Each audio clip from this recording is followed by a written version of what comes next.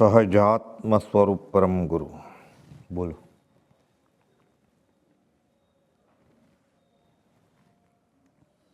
પત્રાંગ 421મો એવું કોક છે કે જે પારદના યોગી છે એ 421 શું કહો છો? જે પારદના યોગી છે નીચે લાસ્ટમાં તે ભોગવેદ છૂટકો છે, પરિણામ વેદિત કરે ઘટે છે એમ. એટલે 421માં પત્રમાં એમ લખ્યું છે કે પૂર્વે ઉપાર્જિત કરેલું એવું જે કંઈ પ્રારબ્ધ છે તે વેદવા સિવાય બીજો પ્રકાર નથી અને યોગ્ય પણ તે રીતે છે એમ જાણી જે પ્રકારે જે કંઈ પ્રારબ્ધ ઉદય આવે છે તે સમપરિણામથી વેદવા ઘટે છે અને તે કારણથી આ વ્યવસાય પ્રસંગ વર્તે છે. એટલે પરમ કૃપોદેવ મુંબઈમાં ધંધો કરવા કેમ ગયા એનું કારણ આપે છે અહીંયા કે પૂર્વે ઉપાર્જિત કરેલું એવું જે પ્રારબ્ધ કર્મ છે, એટલે વ્યવહારમાં તો જ્ઞાનીને કે અજ્ઞાનીને બધાને પૂર્વકર્મ પ્રમાણે વર્તવું પડે. સંયોગ સંબંધે આ દેહ પ્રત્યે આ જીવને જે પ્રારબ્ધ હશે એ મળે. જો પૂતગલ ફરસના નિશ્ચય ફરસે હોય. પરમ કૃપાને મુંબઈ જવાનું હતું, ક્ષેત્ર સ્પર્શના કહેવાય એને. અહીંયા વડવાની બહાર આવવાનું હતું એટલે અહીંયા આવ્યા મુંબઈથી. ઈડર જવાનું હતું, ક્યાં ઈડર ને ક્યાં મુંબઈ ને ક્યાં વવાણિયા. પછી અમદાવાદ આવે, વઢવાણ જાય, પાછા મુંબઈ જાય, પાછા અમદાવાદ આવે, વઢવાણ જાય, રાજકોટ જઈને દેહ છોડ્યો. તો બાજુ મોરબી ને વવાણિયા ગયા હોત તો ઘરે. ક્ષેત્ર સ્પર્શના કહેવાય આને. એ ક્ષેત્ર સ્પર્શના જે બાંધી હોય જ્ઞાનીએ કે અજ્ઞાનીએ, એ સ્પર્શે પછી જ દૂર થાય. પણ એ સ્પર્શતી વખતે કયા ભાવ છે એ લખ્યું છે ને, સમપરિણામથી વેદવા ઘટે છે. તો આપણે ઉદય પ્રયોગ જ જીવીએ છીએ, પણ આપણે ઉદયના સ્થિતિકાળમાં સાથે મોહ કરીએ છીએ એટલે નવો બંધ પડે છે. જ્ઞાની ઉદયને યોગે મુંબઈ ગયા હતા, એણે હર્ષયોગ ન કર્યો ત્યાં, એટલે એને છૂટી જાય. આપણે જૂનું છૂટી જાય, નવું એના કરતાં ખરાબ બંધાય આપણે મોહ હોય એટલે. જ્ઞાની કે અજ્ઞાની જન સુખ દુઃખ રહિત ન કોઈ, જ્ઞાની વેદે ધૈર્યથી અજ્ઞાની વેદે રોય. મૂળ તો આ દલપત્રમાં લખેલું છે. જ્ઞાની કે મૂર્ખો જન સુખ દુઃખ રહિત કોઈ, જ્ઞાની વેદે ધૈર્યથી મૂર્ખો વેદે રોય એમ છે. કુપોલ બદલાવી નાખ્યું દલપત્રમાં.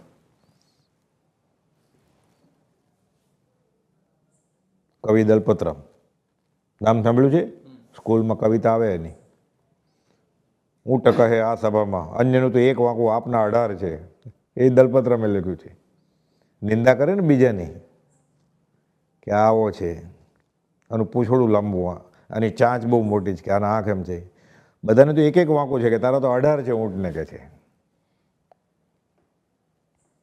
એટલે ઘણા બધી પહેલી કવિતા હતી ને એમાં અધ્યાત્મનો બોધ હતો, આર્ય સંસ્કૃતિમાં. ટ્વિંકલ ટ્વિંકલ લિટલ સ્ટાર નહીં, અધ્યાત્મ હતું પહેલા.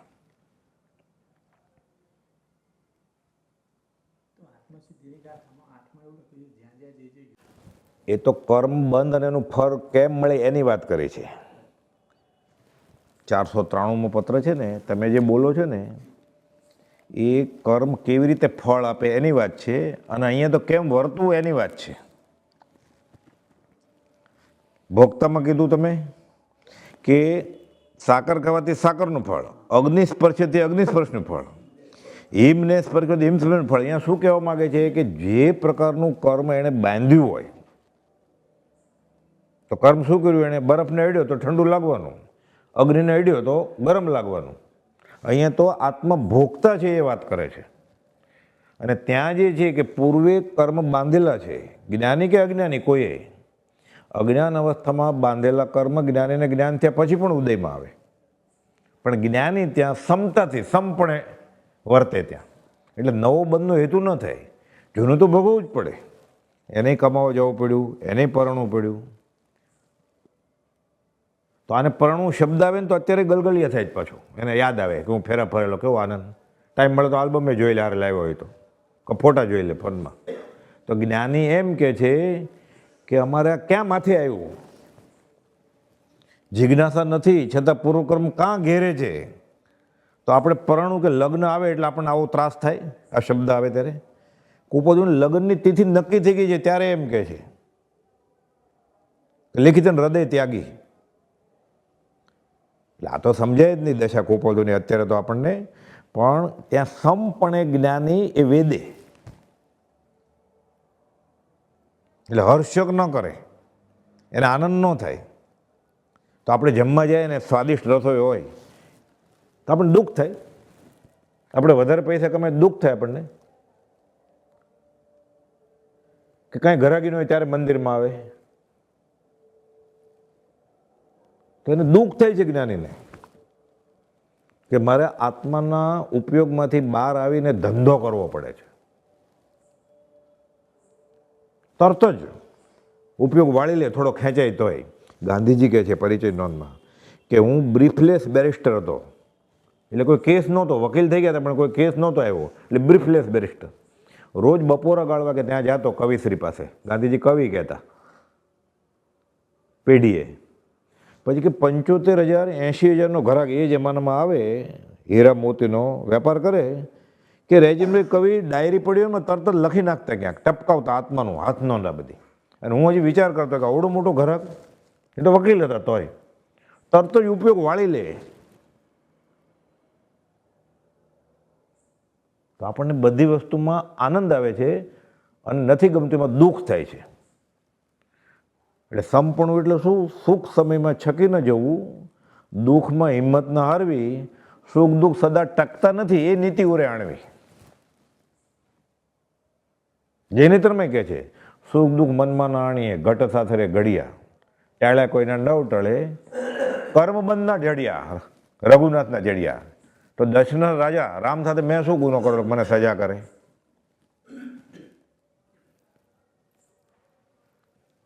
એટલે કર્મનો સિદ્ધાંત છે, તેમાં જ્ઞાની સમપણે વર્તે. એટલે સમ પરિણામે વેદવાના કર્મ. અને આત્મર્થી જન હોય ત્યાં તમે એ ગાથા આત્મસિદ્ધિની મૂકી કે જ્યાં જ્યાં જે જે યોગ્ય છે ત્યાં સમજવું તે, ત્યાં ત્યાં તે આચરે. આત્મર્થી હોય ને એટલે એ સંજોગમાં જ્ઞાની શું કહે છે, જ્ઞાનીની આજ્ઞા શું છે એ પ્રમાણે કરે. પોતાને ક્યાં સંકિત થઈ ગયું છે? એટલે જ્યાં સુધી સમ્યક દર્શન ન થાય ને ત્યાં સુધી વ્યવહારમાં કોઈ પણ નિર્ણય લે ખોટો જ હોય. હું અમેરિકા જાઉં કે લંડન જાઉં ઉચ્ચ અભ્યાસ અર્થે, બે ખોટું. હું બીકોમ છોકરીને પરણું કે બીએસસી છોકરીને પરણું, બે ખોટું. હું બે સંતાન કરું કે એક જ કરું, બે ખોટું. જ્યાં સુધી સમ્યક દર્શન ન હોય ત્યાં સુધી બધા નિર્ણય એના ખોટા જ હોય. ઉપદે લખ્યું છે જેનું પરિણામ વિપર્યય આવે. આપણે જે કંઈ કર્યું છે એનું વિપર્યય પરિણામ છે તો જ રખડતા હોય ને. અત્યારે આત્મામાં નથી બેઠા આપણે. એટલે જેનું પરિણામ વિપર્યય આવે એની શરૂઆત ખોટી જ હોય તો કરવું શું? જ્યાં સુધી સંકિત ન થાય ત્યાં સુધી ઓછા પાપે જીવવાનું. તો ઓછું પાપ આપણને ક્યાં ખબર છે? આપણે કે આમાં પાપ કંઈ નથી, એટલે જ્ઞાનીની આજ્ઞાએ વર્તવાનું. આ સંજોગોમાં જ્ઞાની શું કરે? એટલે જ્ઞાની સાચા લાગે હોય તો એ પ્રમાણે કરે ને, એ પ્રમાણે નથી કરતો એટલે જ્ઞાની સાચા લાગ્યા નથી એને, એટલે મતાર્થી છે, હજી આત્માર્થી નથી.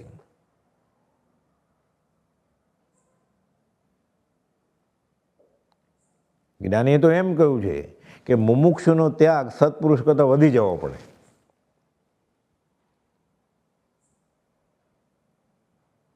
તો આપણે એમ કંઈક વાત કરીએ ને પછી એ તો કૃપાળુ ને તો જ્ઞાન લઈને આવેલા, પણ ક્યારેક તો પહેલો દિવસ હોય ને કોઈ પણ વસ્તુનો લઈને આવેલા, એટલે કોઈ આપી નહોતું દીધું કંઈ, પોતાની જ મહેનત ને. એટલે એ પ્રમાણે છે, જ્યાં જ્યાં જે જે યોગ્ય છે એ પ્રમાણે જ્ઞાનીની આજ્ઞાએ વર્તે અને પોતાને સંકિત થઈ જાય તો પોતે પછી એ જ પ્રમાણે નિર્ણય લે બધા.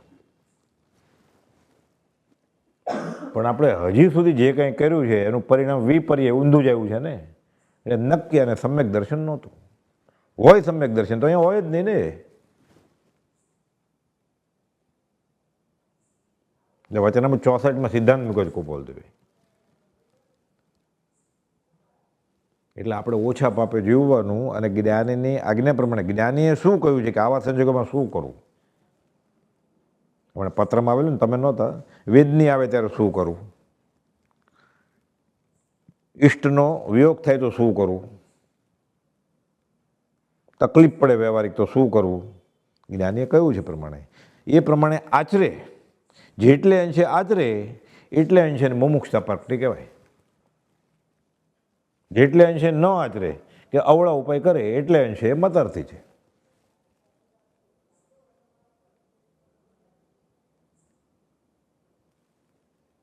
બોલો.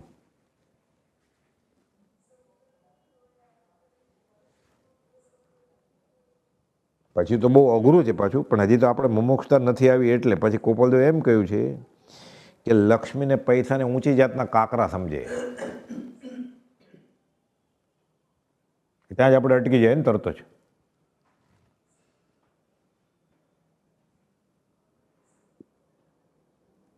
આબરૂ નાકની લીટ સમાન,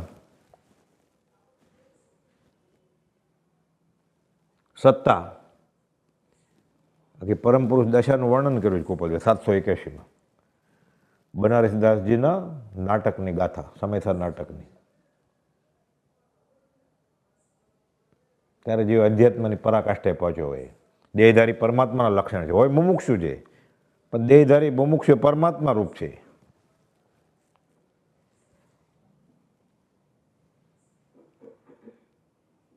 બોલો.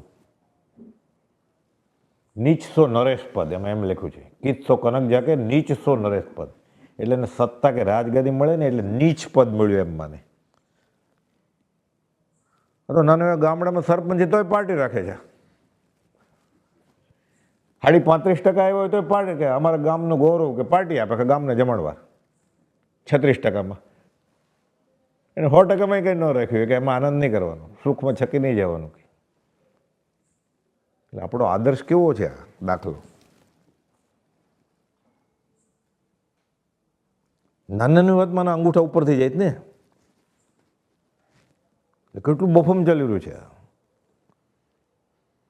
ઉદય આવેલા કર્મમાં સંપૂર્ણ વર્તવાનું. આ વ્યવહારમાં સંપૂર્ણ નથી વર્તતો, પરમાર્થની વાત જ ક્યાં કરવી. કેટલો આનંદ આવી જાય છે ને થોડી થોડી વાતમાં, કેટલું દુઃખ થઈ જાય પછી.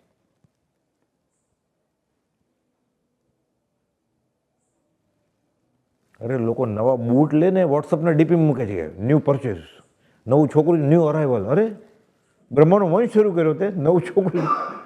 એટલે હા, દયાજનક સ્થિતિ છે જ્ઞાનીની આંખમાં. છોકરાને ઘરે છોકરો આવ્યો હોય ને લગ્ન પછી 11મે વર્ષે, કેટલી માનતા માની હોય, કેટલો ડૉક્ટર બદલાયો હોય. એ ટેસ્ટ ટ્યુબ બેબી હોય ને પછી નાખ્યું, કોને ખબર છે શું છે.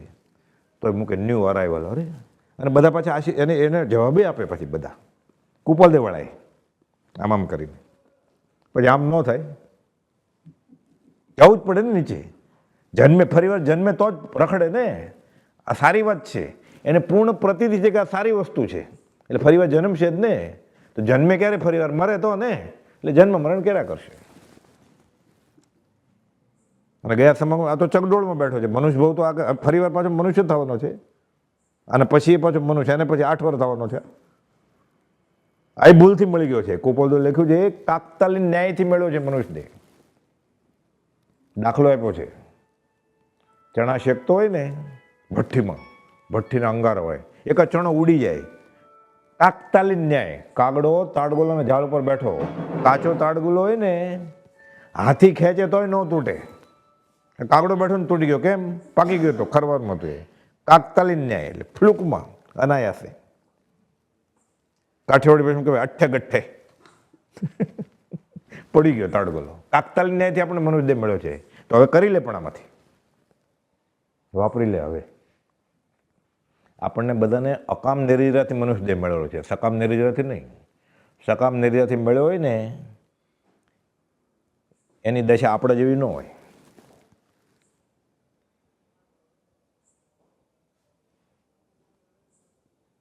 એને ક્યારે છૂટું, ક્યારે છૂટું એમ લાય લાગે એને. નિર્વેદ સંવેગ બહુ થઈ, હવે તોબા થાકી ગયો.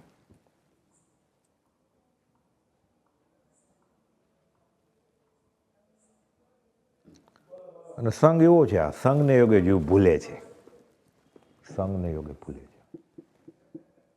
પોતે ગુનેગાર લાગે જ નહીં ને, બધા એવું કરતા હોય એટલે બધા જ એવું કરે છે. તો ઉંમરમાં મોટા હોય, વ્યવહારે મોટા હોય, વધારે અભ્યાસ કરતા હોય, ક્ષેવ પશ્ચિમથી વધારે ભણેલા હોય, વધારે પૈસાવાળા હોય, એ એવું જ કરે છે. કોનો દાખલો લે? કે ગણે ફલાણા આમ કરે છે. તો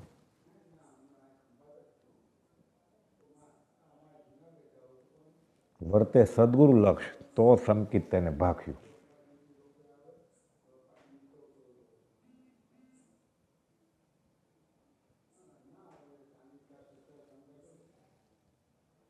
આ બધા પ્રશ્ન જ્ઞાનીને પૂછેલા છે, પ્રભુશ્રીજીને પૂછેલા છે. પણ જ્ઞાનીની હાજરીમાં એવું બધું થતું હોય. જ્ઞાની શું કરે? બ્રહ્મચારીની હાજરીમાં, કોપાલદોની હાજરીમાં કરે શું?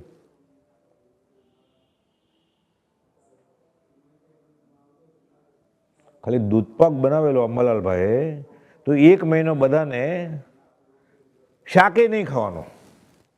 ગોપાલભાઈ સજા ફરમાવે અને અંબાલાલભાઈ જમવાનું જ ન કીધું.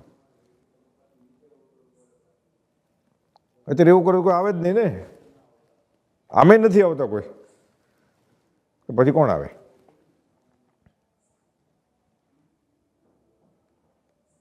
એટલે આશય ક્યાં છે જ જ્ઞાનીનું.